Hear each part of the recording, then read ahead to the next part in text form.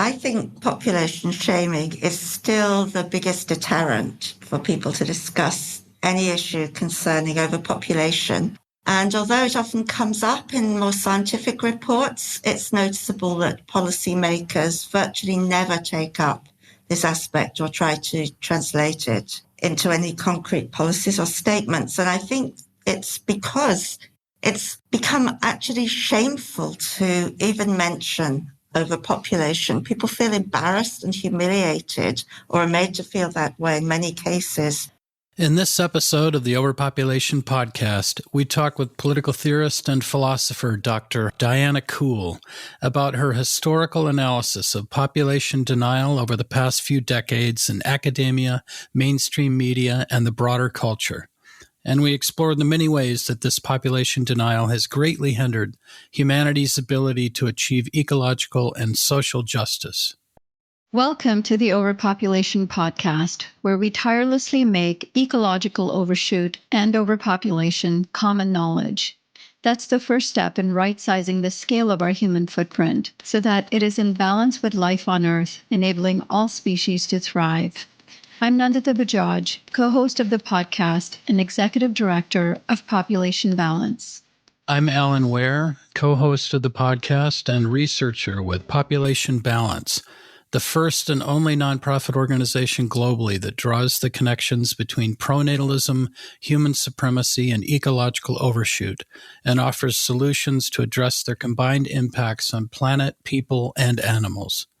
And now on to today's guest. Diana Coole is currently Professor Emerita in Political and Social Theory at Birkbeck, University of London. Diana's long career has spanned the related fields of political theory, political sociology, and political philosophy. Her research has consistently focused on the application of critical approaches to the deeper ideas and power relations that underlie political debate, such as in her landmark books, Women in Political Theory, Negativity and Politics, and the co-edited The New Materialisms. Since around 2010, Diana has been studying demography and applying her mode of critical analysis to a long-standing interest in population questions. She has explored the issue firsthand in India, Australia, the US, and the UK, and she has subsequently revisited India on many occasions. Among publications that have followed are her book, Should We Control World Population?, and numerous articles such as Reconstructing the Elderly, a critical analysis of pensions and population policies in an era of demographic aging, Too Many Bodies, the Return and Disavowal of the Population Question, and the Toxification of Population Discourse, a genealogical study. Well, Diana, it's so great to have you with us today. We've been very inspired by your prolific writing on many matters, such as feminism, political sociology, and the population debate. But we found your analysis of the phenomena of population denial absolutely brilliant and even paradigm shifting for us. Most of our listeners are quite aware that population is considered the third rail in any discussion of sustainability, especially among our peers who are liberal and left-leaning social justice advocates and environmentalists. And we're thrilled to have an expert like you who can help us unpack the silencing and toxification of the population factor over the last several decades, which, as you and we both recognize, has greatly contributed to the unraveling of enormous social and ecological degradation. Thank you so much for joining us, Diana. Welcome to our podcast. Thank you. It's great to be here. And we'll begin with your 2012 paper titled Too Many Bodies, The Return and Disavowal of the Population Question. And in this paper, you identify 5 different discourses that silence discussion on population, especially within the richer industrialized countries. Let's start with the first of these, called population shaming. What do you see as the history of population shaming, and where are we now? Thank you. I think population shaming is still the biggest deterrent for people to discuss any issue concerning overpopulation. And although it often comes up in more scientific reports, it's noticeable that policymakers virtually never take up this aspect or try to translate it into any concrete policies or statements. And I think it's because it's become actually shameful to even mention overpopulation. People feel embarrassed and humiliated, or are made to feel that way in many cases. And for a long time, I struggled to understand why that was, because for me, overpopulation was something that was always widely discussed, and it was very much an issue during the radical social movements of the 1970s, when it was the radical progressive left and new social movements that were really pioneering overpopulation and focusing very much on developed countries where population growth was being coupled with rising consumer behavior and a realization that environments were suffering major harm and there was a significant problem. I think what really happened was the shift towards different perspectives among radical groups. For example, gender and race started to displace class. All those familiar structural analyses became more individualistic. And as that focus shifted, so the focus also shifted from population growth in developed countries to what was happening in developing countries, which were undergoing very rapid population growth in some cases, particularly in Asia. And from then on, the whole issue got caught up in questions of neo-colonialism. Poorer countries began to resent the rich first world, telling them that their populations were too big, blaming high fertility for poverty, which developing countries blamed on world trade inequalities and the capitalist system generally. And the whole issue became increasingly toxic and then rebounded back on places like the US, where people began to associate population reduction with eugenics programs that had been practiced in places like America and Sweden, even well into the 1960s.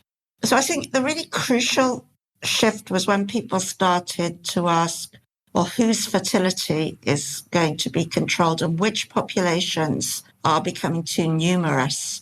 And then some critics started to talk about a race panic, that just as fertility rates were falling in developed countries, they were rising in developing countries. And the whole thing got caught up in a global north-south divide. So I think that's really, in very, very brief terms, the itinerary of population shaming. And I think because today I would say post-colonial critiques are even more strong than they were before. And of course, there's the influence of neoliberalism, which is very, very hostile to any idea of limits to growth, in which limits to population growth would be included. So population shaming, if anything, I would say, has become stronger. That's definitely been the case in our own observation as well, where conversations have progressively become more and more reductionist, where this idea that reproductive behavior has any relationship to environmental degradation is seen as anathema, even among environmentalists. Well, the element of the shaming of Western consumption often comes in among these critics, right? That don't even talk about population. Look at your consumption. And even if we say, no, that's completely legitimate. Of course, we wouldn't talk about overpopulation without talking about overconsumption. They still assume automatically we're not talking about consumption. So there's even people who might want to discuss this in a broader environmental context are pre-shamed. There's self-censure that happens very early in the process. I think that's absolutely right. I'm amazed how often I read that people who talk about population are just reductionist and they think that that's the sole cause of global environmental problems. And yet, it's incredibly rare, almost non-existent, to find anybody who actually makes that claim. And I think the real crux of it is that population exacerbates consumerism, and every unsustainable act is multiplied by having more people. And although it's true that critics always say, well, some people have bigger footprints than others. Absolutely right. But even people with smaller footprints have aspirations to be wealthier, and sheer numbers are not good for biodiversity. Very few individuals, even in poor countries, don't have a huge impact on the planet and biodiversity. So I think it's really a specious argument. Yeah. And I'd like to read a quote by an environmental writer and journalist, George Monbiot, in the UK. In one of the articles from 2020, he writes, "Population is where you go when you haven't thought your argument through. Population is where you go when you don't have the guts to face the structural systemic causes of our predicament, inequality, oligarchic power, capitalism. Population is where you go when you want to kick down." So this is a brutal statement of shaming population advocates without really engaging at all and looking at, well, who are the people who are talking about population these days? I mean, of course, there are and there always will be people who have nefarious motives. But just guilt by association arguments are so weak and fruitless because they are conversation stoppers. And it's interesting to me that people who are quite critical of inequality are unable to look at the history of inequality from the thousands of years of coercive ownership of girls and women, and how reproduction has been seen as a means to a lot of patriarchal ends. I mean, I'm really sad about George Monbiot because he's one of the good guys in lots of other ways. And of course we need a critique of capitalism, but I've been critiquing capitalism since I was a student. And where's it got us? All we've done is have more capitalism, less socialism, fewer alternatives. If we're going to wait to get rid of capitalism before we solve the environmental problem, I mean, we're all going to be burnt to a crisp because there is no evidence whatsoever that making money, making profit is going to give way to more socially sustainable activities or a different organisation of the world. And we only have to look at COP28, which has just finished. Everybody's terribly excited because finally they got people to say, well, we need to phase out fossil fuels now in 2023. I mean, it seems extraordinary they could be enthusiastic about that. But also, it's just been a jamboree of petrochemical money, oligarchs, billionaires. The whole thing is just a fiasco. Yeah, totally agree. So the second silencing discourse of population skepticism you mention in the paper is based on the idea that population growth will level off this century and that there's basically nothing for us to worry about. And as you note in the article, a lot of these population skeptics rely on demographic transition theory, which assumes that as countries get richer and more urbanized, they'll have smaller families. What would you say the population skeptics are getting wrong? Well, I think it's true that fertility is declining worldwide. Not everywhere. I think one problem with transition theory is, although it's a brilliant theory as a skeleton that explains what's happened to a lot of countries as their mortality rates have fallen, they've suffered from rapid population growth, and the assumption then is that fertility rates will fall correspondingly. Now, that has happened in many countries, it's true, but if we look at those places, for example, in Asia, which has seen massive tumbles, that was partly a result of very proactive public policies which facilitated family planning and tried to reduce family size. Obviously, there's a lot of antipathy towards China's one-child policy, but other countries like from Iran to Thailand to Bangladesh have not used coercion, but have used very strong public policies and cultural mechanisms as well as economic ones to persuade people to have fewer children. Now, if we give up on that, and it was in large part driven by demographic concerns, there's absolutely no guarantee that fertility rates will continue to fall. most population growth, which is another reason that the shaming discourse poses a lot of issues that are very important, but most population growth is going to occur in sub-Saharan Africa. And the numbers are immense. The UN projects some countries having a 5-fold increase in population numbers. And this is a very fragile part of the globe as far as climate change is concerned. So it's not in the interests of those countries to have massive population growth. But if we take our foot off the brake, I think there's a real danger that family planning will either go backwards, it won't be properly funded. And there's certainly a neoliberal argument that having large populations of workers is beneficial, and to be youthful and dynamic is somehow going to put you ahead in the economic race. So I think the population skeptics are tending to actually promote forces that would undermine the claim that fertility decline is going to happen everywhere.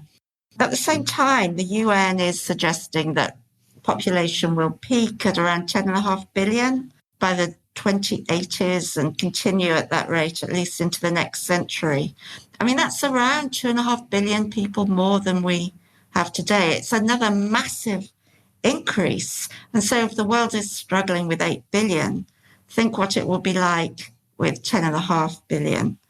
I think the other side of population skepticism is not only a sense that, well, we don't need to worry about it anymore because fertility rates are falling, but people on the political right who argue that, well, having more people is actually a benefit. Neoliberals always argue that, well, more people will mean more inspiration, more technical skills, bigger markets, more consumers. It's good for the economy.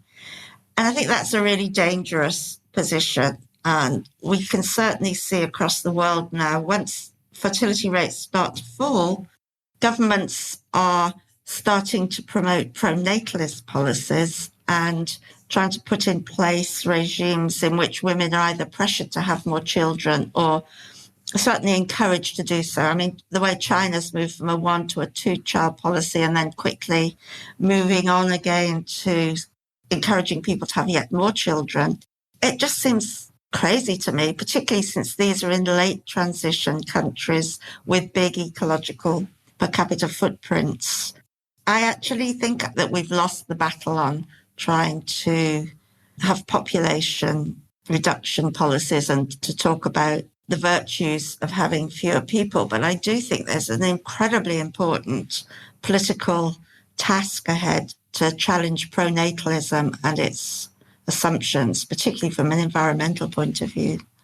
Yeah, and what you say about the UN projections, that's the medium level projection of 10.5 billion, right? What's scary is, as you say, none of this is set in stone. Even the medium level population projection, their high level projection, which says if the total fertility rate increases by even 0.5, we can expect a population of 15 billion by the end of the century. And a 0.5 reduction in TFR could get us down to around 6 billion. So this assumption that it's just going to happen, it seems so misdirected. Yeah, and I mean, the UN makes the point that, well, there's not much we could do anyway with demographic policies because the people who are born, it's pretty much guaranteed that we're going to reach around 9.5 billion by the middle of the century. But then what they say, which is really crucial, is these are young people and it's their fertility behavior in the second half of the century, which is absolutely going to determine where population peaks and when. So it seems to me that it's absolutely crucial that we should be targeting those young people, particularly in developing countries which have a large youth bulge, to really have access to family planning and to see the merits of having fewer children and small families. But of course, again, privatization policies under neoliberalism really work in the opposite direction. And because, as we're saying, the whole discourse seems to have changed, people are no longer thinking so much about the environmental problems of just having too many of us. And in fact, We're talking about whether we can hold the line at 10.4 billion by the end of the century.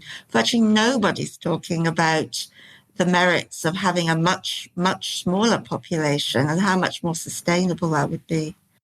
Recent studies have even found this idea that economic development is needed in order to help with fertility decline has not been the case for most countries. We've seen data analysis recently from 136 developing countries that shows that falling fertility rates between 1970 to 2000 had actually little or no association with economic growth. Fertility rates fell regardless of whether the economy grew, stagnated, or declined. In fact, it was actually confronting patriarchal reproductive norms with direct norm-changing interventions, especially voluntary family planning programs that had the greatest impact on fertility decline. So this idea is very much caught on, I think, at an international level that we need to grow and develop, and then something magical will just happen if people have cars and microwaves. They'll just have fewer kids. And I think the irony is that a lot of people on the right talk about population limitation as coercive and juxtapose that with free markets in which people make rational decisions to have fewer children. But of course, they make those decisions in many cases because they simply can't afford to have children. It's not uncoercive. It's just that the coercion comes from the economic imperatives rather than from governments. That's a great point, because it's basically tricking people into having fewer children by making child rearing not economically feasible, right? Instead of liberating them from reproductive social norms that are millennia old and don't hold any relevance today. So you describe a third silencing discourse, which is population declinism. You say it's more of a corollary to population skepticism. Well, how do you define population declinism, and how is it different from skepticism? Right. Well, I think population declinism is very much a reflection of the demographic transition we were talking about, because in the final stage of demographic transition, one sees population aging, and it's kind of inevitable because as the last high fertility cohort passes through the system, people get older and there are more old people than young people and so on. And that's very much the situation, which is, I guess, testimony to the success of lower fertility regimes. As people have fewer children, obviously there are smaller generations coming up. And as a legacy of, say, the baby boomers in the US or Europe, we find an unnaturally large proportion of people in the older age range. And this has been known about and anticipated for decades. As soon as fertility started to drop in the 1970s, it was known that there would be a large aging population. And I have to say, I think a lot of the blame falls on governments which haven't paid attention to their care systems and now have no way of dealing with older people. But I think it's also a problem of capitalism. When I first started looking at feminism, it became clear that as the Industrial Revolution occurred, there was no way really that economists could accommodate the idea that some people were not economically active and that women, while they were performing a necessary task of having children, had no way of supporting themselves. And so there was a whole idea of the social wage. And of course, women were expected to marry and become men's dependents. And it's a bit the same with older people. If they're not working and economically active, then there's a kind of grudging sense that they have to have pensions, but nevertheless, they're seen as a burden on the economy. So the whole idea of population declinism, I think, arises from the idea that in these final stages of transition with their large aging population, there's a kind of mood of decline. And often, say, international relations theorists will say, oh, well, we can't any longer compete on the military stage with youthful, large and growing populations, or economically, older people, I think, tend to be rather risk averse and really not embody that kind of go-getting taking risk behavior of younger people. So I think the thing about population declinism, it does point to a genuine challenge for countries as they move into transition. And it's not just anymore in the West. There's places like China. Lots of countries are now aging. Just what are you going to do with this large, older population? And there are lots, I think, of positive, progressive answers to that. But the declinists tend to be rather gloomy and just think, well, there's going to be relative decline in those countries. And of course, the corollary of that is that they then want to boost their labour forces and try to increase the birth rate again, either through pronatalism or through inward migration. What we've seen in the recent last decade or two is a lot of discussion about the so-called demographic dividend, which occurs once the large, big cohort of young children joins the working age population, and having an age bulge in those sort of basically 20 to 65-year-old groups is said to increase GDP massively.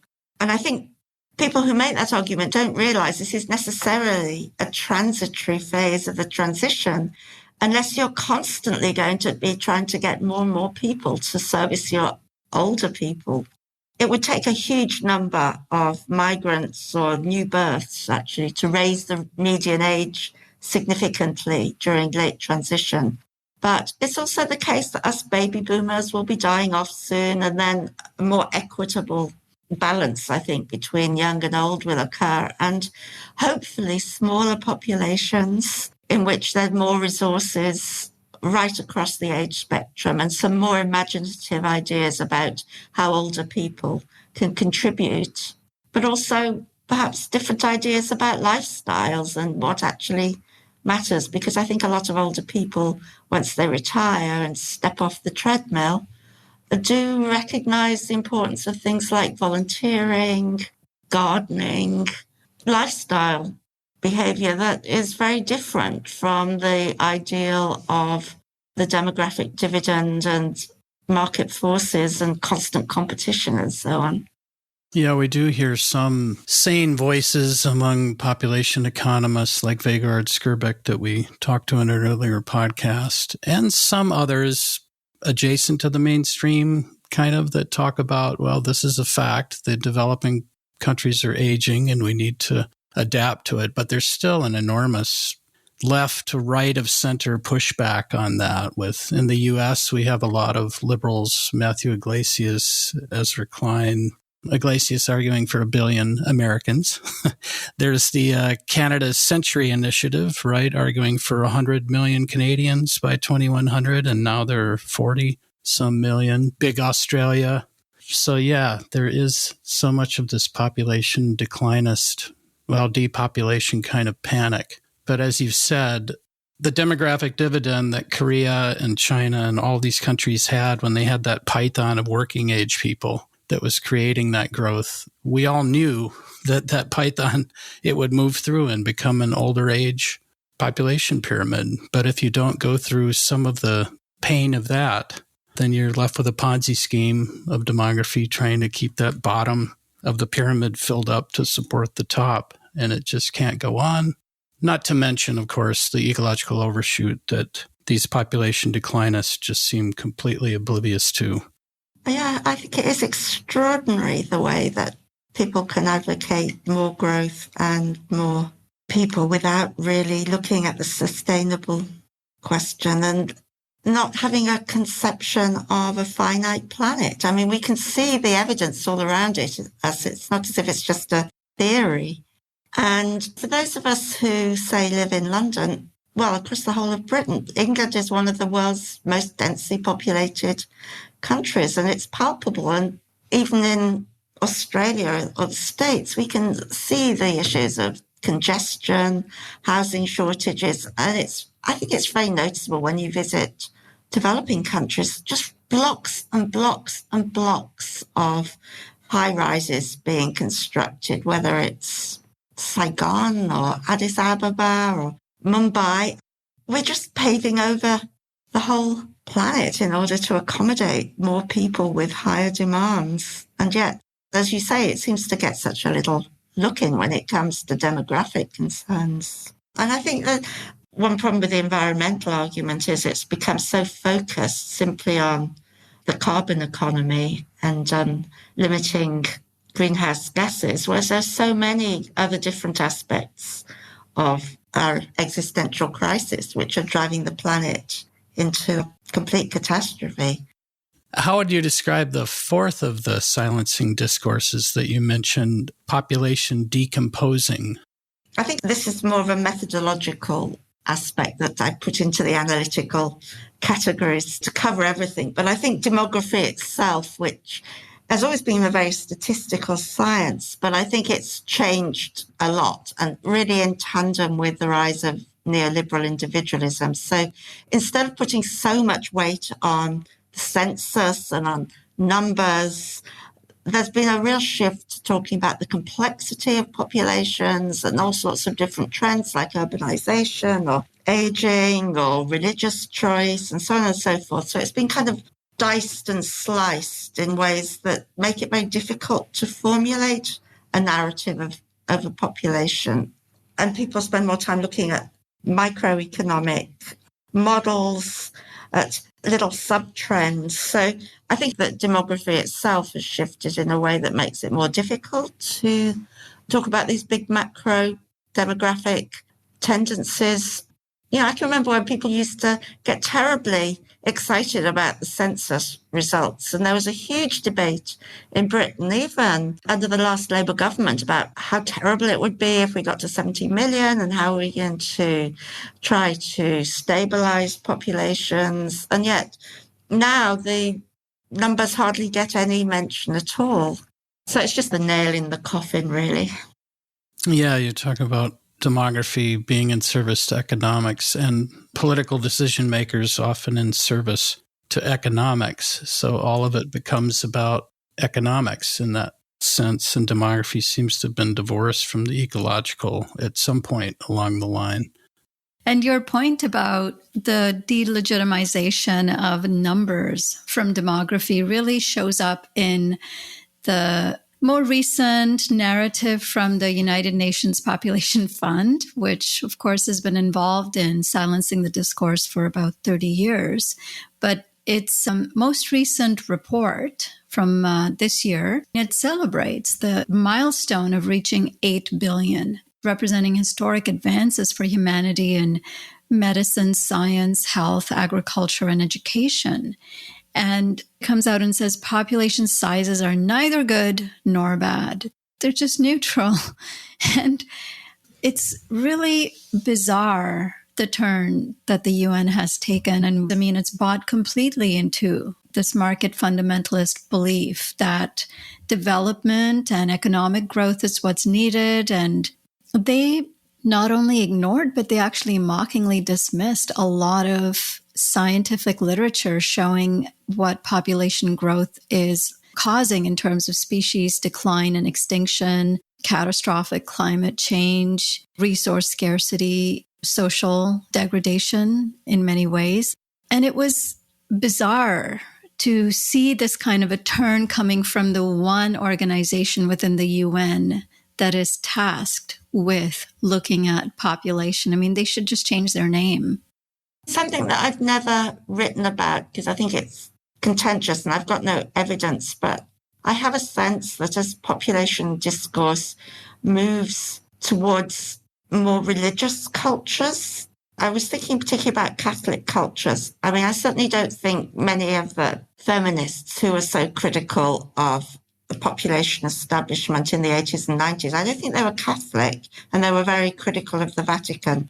But I think having spent more time in Catholic countries, there is a kind of pro-life, unspoken culture that people tend to buy into. I feel that's quite contrary, perhaps, to the cultures that some of the people now who are involved with the UN and UNFPA come from. But it's just a kind of vague, intuitive sense that there's a different value put on human life, which isn't just about human rights, but actually is more celebratory about having more people. And of course, it's very difficult to see how that combines with being concerned with people's well-being in a planet undergoing such degradation.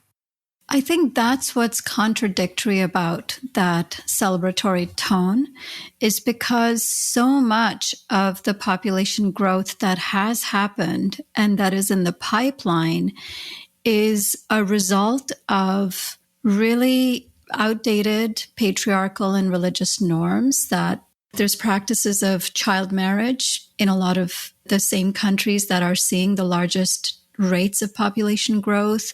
There's also the highest rates of extreme child poverty and child labor exploitation in the same countries. So it's this inability to make the connection between being alive and living well. And that is the most disappointing aspect of that turn of aligning itself with kind of a pro-life agenda, but not really caring about the life that is born soon after it's born. Yeah, exactly. I mean, I think it just seems to me that the very idea of every child a wanted child, if we could get rid of the 40% of unplanned conceptions, if we could have such brilliant contraception that, as Bill Clinton said, abortion should be rare. No woman wants to have an abortion. It's a failure of either her contraception or the fact that she's not had access to it at all. There's a very easy way that the conflict between pro and anti-abortionists in the US could be resolved just by having really wonderful sex education and family planning regimes. But I don't think the new right really wants that. And again, I do begin to suspect that somewhere there's a link between population declinism and entering the last stage of transition and trying to put more coercive pressure on women to have more children so that the workforce will grow. And I think your point is really important. Why is it that feminists have been so hostile to reducing populations when pronatalism historically has just been so much more powerful and indeed continues to be so? I think along those same lines, you talk about the silencing tactic of population fatalism, that it's just a given, that it's just going to happen. And I think definitely the feminists that we're speaking about and the UN buys into that very much too. Can you elaborate on that last tactic? I mean, it was interesting to me because I think there have been a lot of more scientific empirical studies in the last few years, which are aware of how challenging rising world population, particularly in terms of food production. So they have been citing UN projections and saying, look, this presents us with enormous challenges. This isn't a good thing. And yet they also have tried to find technological solutions rather than actually saying, well, perhaps we need fewer people. So I think, for example, that when it comes to food production, there's been a lot of discussion about a second green revolution. Now, the problem with the first green revolution was it was always seen by its founders as a stopgap while population level was brought under control. But now we can see decades later the terrible environmental side effects of that revolution in terms of falling groundwater, polluted soils, over-reliance on fertilizers, and so on. So the idea we can keep ratcheting up the technology and somehow keep getting more and more food out of the resources that we have, I think is just a delusion. Yeah, I mean, to your point, IPCC's climate mitigation report of 2022 identified several times that population growth and growth in economic activity were the largest contributors to climate change over the last decade. Yet, when it came time to solutions, and the report that they published for policymakers, which is an abridged version, there was absolutely no mention of family planning solutions or even the word population, actually. They went to a lot of these cornucopian technological innovations as the response to climate mitigation. So you can see, even at top-level scientific organizations, there is this self-censorship happening. I know one of our previous guest, Dr. Camila Mora, he talked about a lot of people within academia who are aware and willing to acknowledge that population is an issue absolutely refuse to co-author papers because of career implications for them to be aligned with the population reduction agenda. So it's a really sad state of affairs. It is, and I guess that brings us full circle to the population shaming, because I think it is quite dangerous to, in a political context, to advocate any of these measures, whereas I think scientists to some extent can get away with at least citing the problem. But there's lots of really good studies about how various crucial systems are collapsing, and they have no hesitancy in pointing to population as one of the issues. And I do think an honourable mention is deserved by the Royal Society's People and the Planet, which is much more aligned actually with limits to growth. And I think, again, we saw right back in the early 70s the forces aligned against the limits to growth, whose data is actually spot on. You know, the model has been tested by real data. It's clear that what they projected is actually very close to what happened, but there were so many forces aligned against the way they problematized both consumption and population and talked about a finite planet. So I do think ultimately a lot of this comes back to politics and the discursive weight of different actors which rise and fall within these policy-making regimes. Yeah, you wrote another excellent article titled The Toxification of Population Discourse, a genealogical study that looked at how that global conversation at the highest level became increasingly taboo over the decades of the 70s, 80s, and 90s, when there were three major population and development conferences in Bucharest, 1974, Mexico City in 1984, and Cairo in 1994. And as you noted, a discussion and understanding of that history is critical to better understanding where we've come to today on the whole discussion. So maybe we could do a quick overview of those three conferences, and we could weave in some of these silencing discourses, which will pop up right throughout the 30-year history.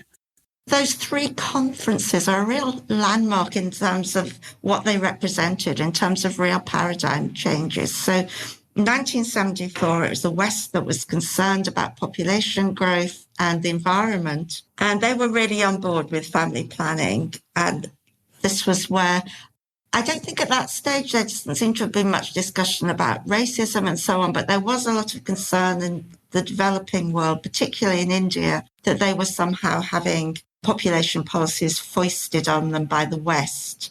So I think although India itself was concerned about its population growth, it did not want Americans going and telling them how they should run their affairs. And also, like the Johnson administration used food aid as leverage to try to persuade the Indians to have more radical family planning programs. And I think a lot of the demographers involved were genuinely very concerned about famine and hardship being caused by population growth in India.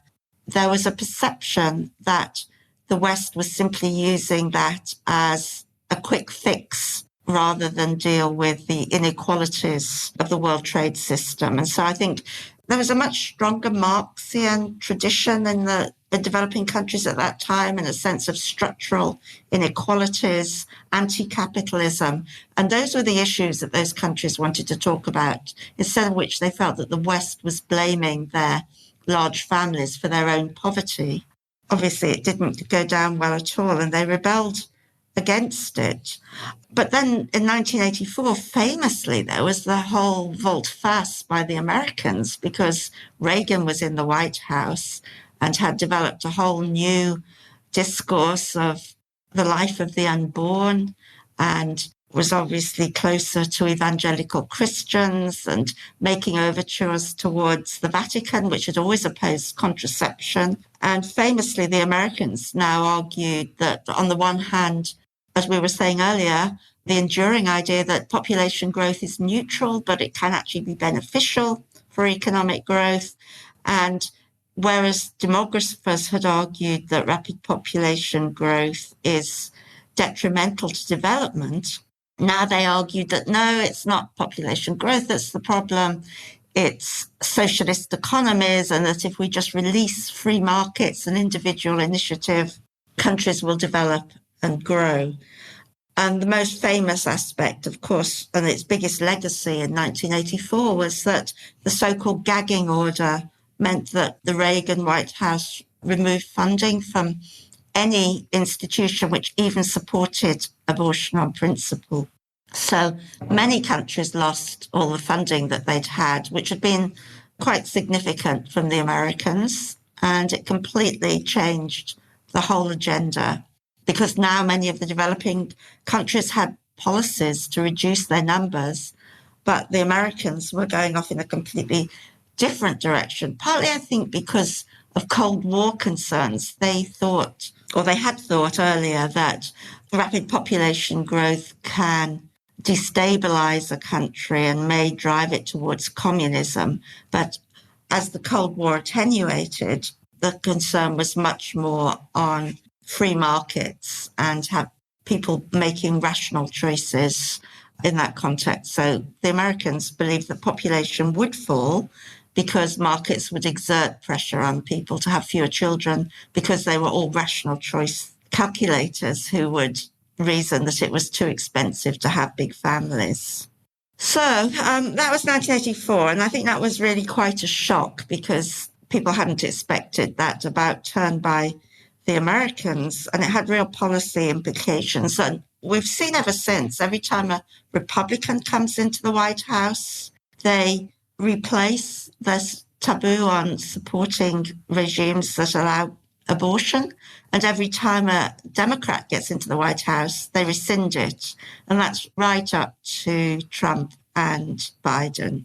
But meanwhile, in 1994, things changed again. And I think to a large extent because now NGOs were admitted into the conference. And so lots of new actors had a voice.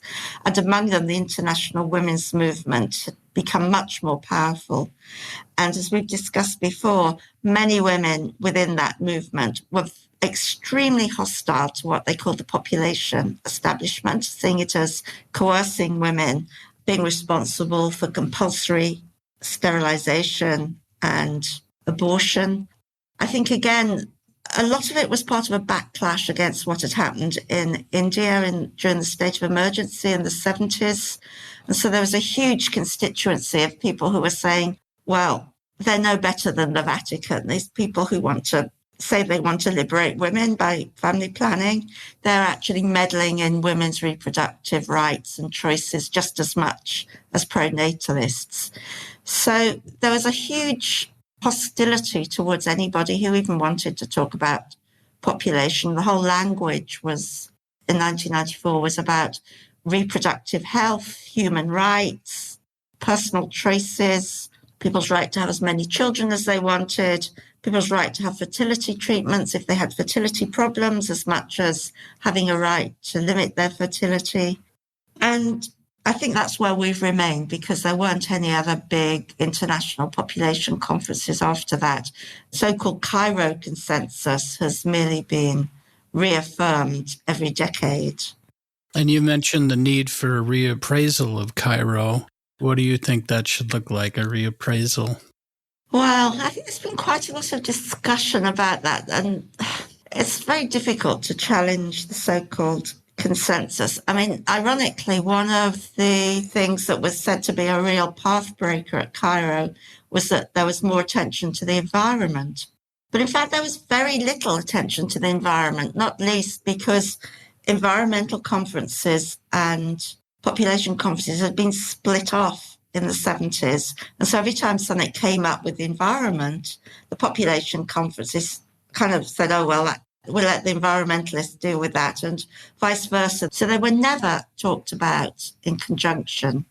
I mean, I looked very carefully at the action plan that came out of Cairo, and it's a lot more diverse than the so-called consensus would have one believe, because like all of these big UN statements, they tend to take along older parts and voices of different constituencies which get carried along. So for example, there's one section, and it makes no sense unless one puts it in an Indian context, where there's a huge attack on having demographic targets for reducing numbers. And yet target setting has been absolutely central to policymaking in recent years across the world. So it's a kind of bizarre contextual thing that came about because of a certain history. Again, the UN has never given up on its claim that rapid population growth is detrimental to development because it harms people's ability to have good health and education and so on. And we see that even in the 2022 world population prospects. It's simply that it's been kind of downgraded and hidden. But I think there are lots of resources in Cairo that one could focus on. And I think even in the context of Cairo, there were women who were very critical of the population establishment, but also recognized that neoliberalism was also very detrimental to women, that it was limiting their choices, that it was seeing them in much more instrumental ways. So I would like to think it would be possible to rebuild a different discourse among feminists, a more balanced one, because the issue of population control and coercion, I mean, it's an old issue, really. It's going back decades. And I think there's a lot of scope, particularly, I think, by recognizing that women are also part of the environmental problem, that they suffer the consequences and their children often more than other people do. So this idea that seemed to get a hold among people like Betsy Hartman and many other critics, that talking about the environment was somehow a subterfuge to oppress women. I think there are a few people today that would not recognize that the environment is incredibly important, and it's incredibly important for women and their children. So I think there is much more scope there for a kind of rapprochement within feminist circles. And it would be nice to think that the abortion issue in the US was actually galvanizing a lot of women to realize just how important their rights to reproductive freedom, abortion, contraception are, and that they can't be taken for granted, and that the real threat comes from pronatalists on the right. Yeah, we're totally with you on all of that. And you brought up the Plan of Action from 1994, and a core aspect of that, a statement that gets invoked a lot by the UNFPA is, all couples and individuals have the basic right to decide freely and responsibly the number and spacing of the children, and to have the information, education, and means to do so. That's a really great statement. But unfortunately, the word responsibly absolutely does not get the kind of weight that it should be getting within that statement. Yeah, absolutely. It's simply become just freely. But even the word freely is misunderstood, because how free are people's reproductive choices when you are not confronting the patriarchal norms within which they are being rehearsed? And responsibility toward the environment has been completely left out of the debate, as if a livable planet was not the premise upon which rights are exercised. There are no human rights without an ecologically sustainable biosphere. So it seems really bizarre to separate the idea of rights from responsibility from the environment. Yeah, I totally agree. And again, one of the philosophers I really like is John Stuart Mill. And I think when he defined reproduction as an other regarding act, that was exactly what was challenged by Reagan and his successors. Suddenly, reproduction became a self-regarding act. And when we look at people's children, they're either an asset or a burden in society, but they certainly have huge impact on society and the planet. So the idea that this is somehow a private choice that doesn't affect other people, it doesn't bear any scrutiny whatsoever.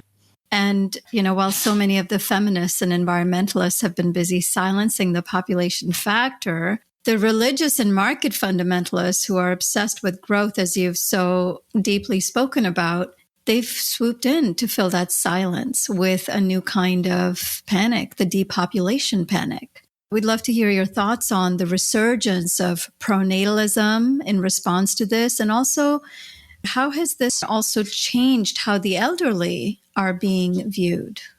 Well, if we look at the history of capitalism, having more workers so you can generate more surplus value. I mean, that's an idea that goes back to Marx. And we can see how different populations have been drawn into that. First, it was able-bodied men and children, and then we have a focus on women in the 70s coming. I think an argument could be made, although as a feminist, I'd be reluctant to make it, but that a lot of the reason that women were so successful in getting into the workforce in the 60s and 70s was that their labour was needed for post-war reconstruction. And I think we see the same thing with migrants, that countries can no longer service their own needs, so they want to import migrants, which are much better really than having new people because they're already trained and somebody else has picked up the tab. I mean, it's completely immoral, but that's the view. But now we see older people, the raising of the pension age, more people being pushed into work at much later ages. So I think on the one hand, there's a kind of discourse that says we should value older people because they volunteer a lot. Many women, including many women I know, are doing a huge service looking after grandchildren so that their sons and daughters can go to work. So the elderly are being kind of brought in to supplement the workforce either directly or indirectly. But at the same time, there is a sense that, well, all these old people, there's such a drain on GDP in the context of more youthful countries where populations are growing. So I think there are different ways in which older people are being considered, none of them particularly beneficial for older people. Yeah, I really like that reframing of individuals at all age groups, but also, as you said, reframing them away from their productive value.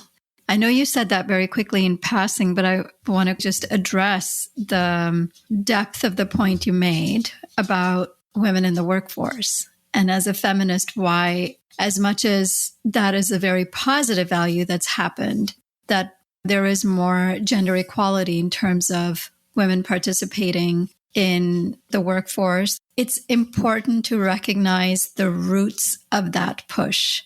Even I hear that narrative so much in Japan and South Korea right now is they both have declining populations, and the only way to fix the problem is more gender equality, not because gender equality is a good thing in and of itself, but because it can help women participate in the labor force more and increases the value of the economy. And so, as you said, it goes from exploitation of men for so long to now exploitation of women in an equal and equitable way, rather than just freeing people from the grip of economic indebtedness. Of course, it's worse for women because they still have the main burden of domestic labour. They're raising children. Many of them are looking after older parents at the same time. And so there's a huge burden fallen on women. I definitely think that being able to work and have a career is very liberating, but it also, for many people, comes at a high price when they're supposed to fulfill all these roles. Exactly. And how many people are really being allowed to pursue a career, right? Rather than just working in meaningless jobs, which is the reality for most people. And which is how I think it's being framed is labor force participation, right? It's just increasing the productivity by getting more people working. It doesn't matter if it brings them fulfillment. I feel the same way as I'd rather not be doing anything but this career. I don't know how many people have that privilege. I think a lot of women, like you said, are experiencing the double burden of having to work just to meet survival needs for them and their families. And that's not a great feminist achievement, I don't think. There's so many problems. I mean, it's hard to see how we can fix them all. And I have to say I've become more pessimistic as time's gone by because I think the projections for environmental decay have just got very much worse. I mean, they're terrible, and yet so little real attention is paid to them. They're reported in the news one day and forgotten the next. But if we're really serious about seeing what's happening to our planet, then I think the future looks extremely bleak. So do you think there's still scope really to get some traction on the population issue and make a difference? I mean, we wouldn't be doing the work we're doing if we didn't think that was possible. Our target audience really is the feminists and people on the left and environmentalists who are already justice-oriented, and to just help them see the sheer insanity of the silencing of this discourse. I mean, we get so many listeners who write to us, who quietly acknowledge to us that we're equipping them with tools on how to talk about this subject to their colleagues and peers and friends in a way that doesn't automatically shut the conversation down. I think there are so many more people who believe this is an issue than they are given credit for, because they're not allowed to voice it publicly. And the loudest voices are the ones that are discrediting this. So we really do see our role as empowering the majority of the people who already see this as an issue to be able to speak up confidently about this and to change the narrative. Yeah, I think you're right. And just as I've been with population balance since 2008, I've seen the population declinist argument really increase, depopulation panic increase. So the pronatalism has really gone forward a lot in the last 15 years. So there'll be a lot of women who are in the U.S. with the abortion ban are very ready to push back against that pronatalism. But I think a lot of neoliberal centerists will be still pushing, probably increasingly, pronatalism. So I think we'll still have a bull market in pushing back against that. But I think the reality of ecological situation will sink in, combined with a lot of women saying, yeah, I'm not going to be your baby factory. Yeah, I hope so. I think one worry is that there's so many countries coming up behind now, which I came back from India 6 months ago. I was in West Bengal, and the speed at which roads are being built and airports and the pace of development. And I think it's a real tragedy that the West wasn't actually able to say, don't follow our pathway to development through the industrial era, which countries say we've got a right to have our period of using fossil fuels, but couldn't have helped them to leapfrog that into a very different model of development. So, yeah, I think it's been a real failure of imagination and will and perhaps political leadership that we haven't been able to help developing countries develop along different pathways. Yeah, you're right. I think at this point, what you said at the beginning of the conversation, that I think we've lost the fight in terms of trying to avert a catastrophe. We're in the middle of a catastrophe. The last 30 years were decidedly the years of incredible population growth, a lot of decline in funding for population family planning initiatives, and the acceleration of our catastrophic ecological and social crises. So I think now the work we're doing is looking at it from the perspective of minimizing further suffering and preventing all of what you identified as unwanted, unplanned pregnancies, but also empowering people to see through the pronatalism and to be able to reimagine life from a more liberated and responsible position, reproductively and consumptively. Well, this was an absolutely incredible conversation. Thank you so much for taking the time to speak with us, but also investing so much time in doing what has been, as you described, a very controversial pathway career-wise for you. You gave so many people within the movement incredible tools to think through this in a really analytical, methodical way, and to whatever degree correct that path. Thank you so much. It was a wonderful conversation. Thank you. Thank you. It's been a real pleasure to talk to you. That's all for this edition of the Overpopulation Podcast. Visit populationbalance.org to learn more. To share feedback or guest recommendations, write to us using the contact form on our site or by emailing us at podcast@populationbalance.org.